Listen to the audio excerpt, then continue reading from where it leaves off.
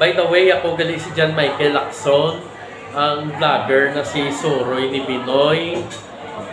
Bisan kung sino man lang hindi gusto mag-subscribe, okay lang. Pero kung i-subscribe nyo ko, lipay na ko na. Pero liyog lang paki-subscribe yung mga ko. Ano. May mga YouTube channel nung ko. Hari ko di gali subong sa Esquilaan, sa Port San Pedro.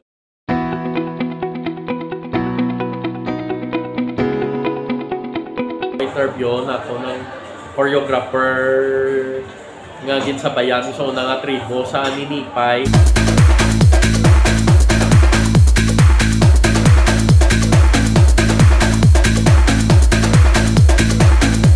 Subong siya nagpa-champion sa tribo Panay, si Sir Ronel Robres Carado. Subong nga kung gusto pa mangkot siya, arata sa number 1 question ng papel.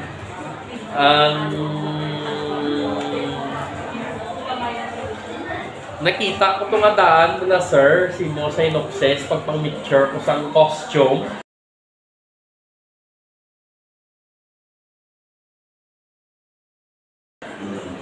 Ang Miguel Lopez de Legazpi nga ngalan, tapos ang nag-perform ng mga mo, nakita ko lang ito, may mga Spanish, ang siguro si Miguel Lopez de Legazpi, o kung Spanish, o kung Portuguese. Spanish. O sige. Tapos nakita ko to may mga abiwan ni Puno, yung saging, yung galing badyang.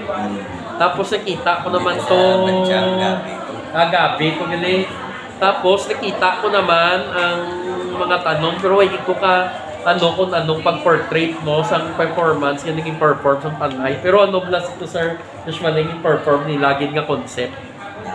So, amo ko siyang gusto mawalaan. Oo. About kay Miguel de Legazpi, nagtupak sila sa ilang expedition sa isang isla.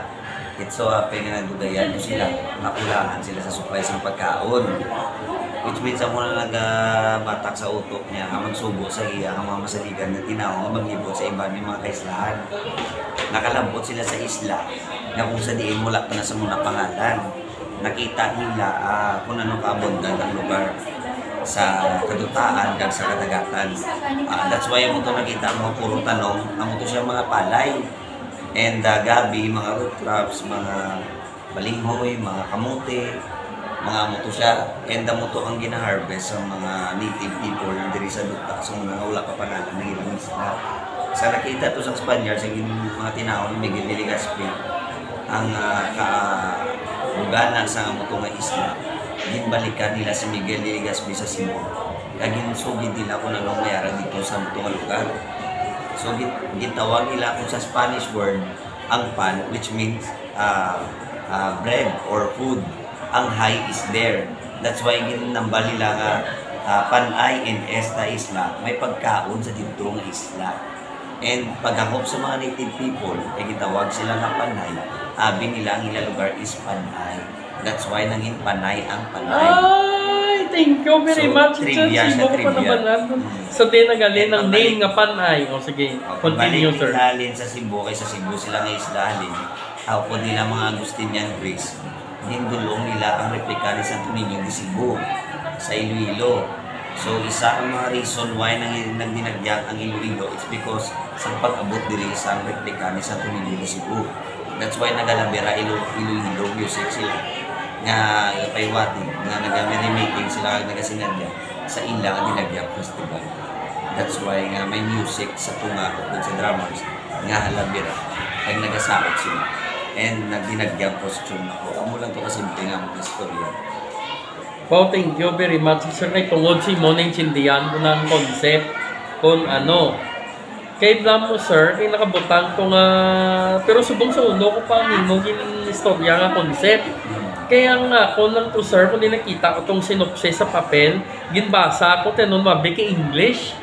Di, blam mo naman nga daan, kaya kung may eskwila ni nanay ito sa chimpo, nag-eskwila, mga labay-labay, si basaon ng English, nakikintindi.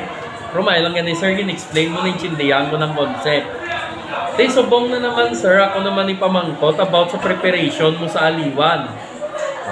amo man na bla Japon imo papagwaon o kung may i-revise ka gamay nga may bago naman sila makita sa liwan nga lain dere sa Lilo tapos lain dito.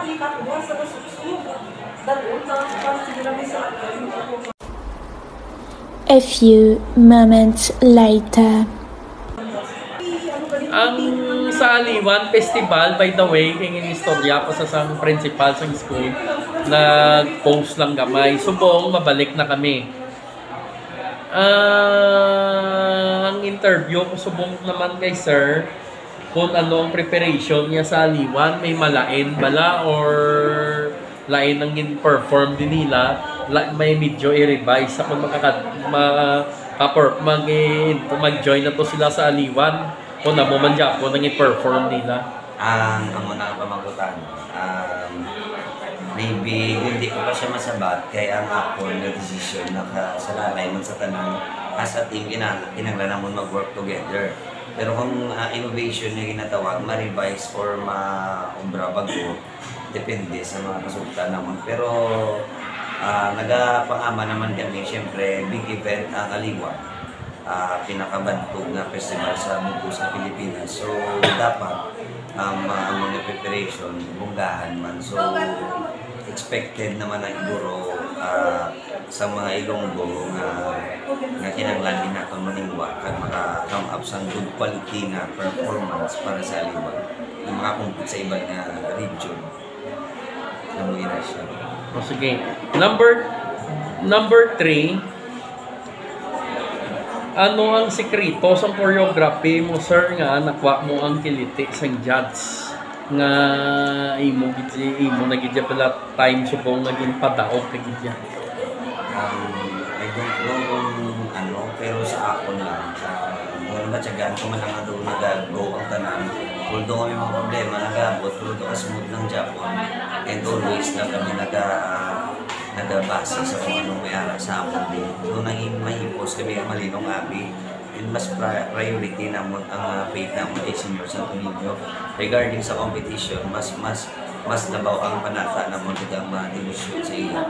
Doon mas kami sa pagdayaw sa iya. Nag-compete kami at the same time, mas kami sa pagdayaw sa iya. That's why kung na-reward niya kami, it's because ang sincere kami sa iya and ang passion po sa sa iya sa among education sa iya is sincere din. That's why yung balik niya man sa amon ang reward as a champion.